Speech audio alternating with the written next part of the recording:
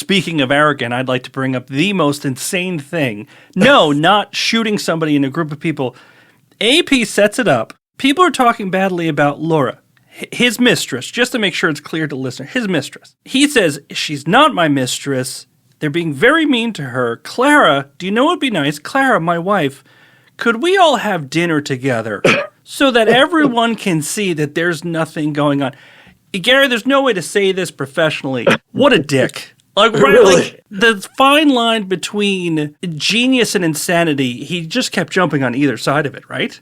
Right, yeah. I mean, he claimed that this was the idea that he told Clara, well, my landlady's having these problems. He didn't mention an affair. He said, because of her marriages and people are talking, but if she were seen eating publicly with a respectable woman like you, it would really help her. So as a favor to me, would you do this? Meanwhile, to Laura, he's saying, people are talking about our affair, but if I bring you to have dinner with Clara in San Francisco, nobody will think that you are actually my mistress, because a guy would have to be crazy to bring his mistress and his wife together in front of 400 diners at the Occidental Hotel dining room. But that's what he did. And I don't think he really thought that people would believe it. I think he wanted to flaunt the fact that he had both this mistress and this family life at the same time. Again, his hubris.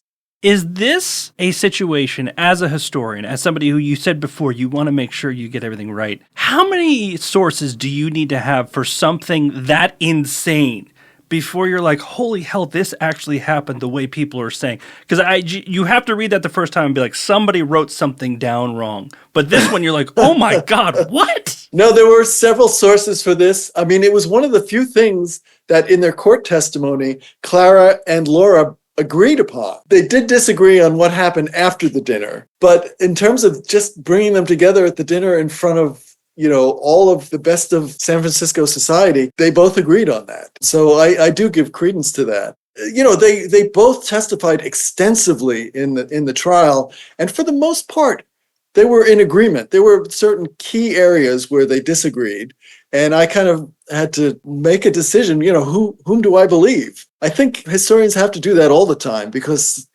it's very rare that you get a unanimous interpretation of an event.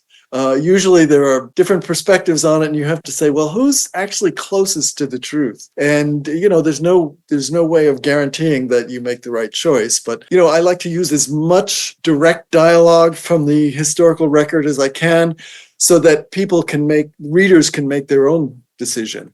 Sometimes I'll talk about it in the endnotes. I'll talk about, well, I didn't really believe Clara here.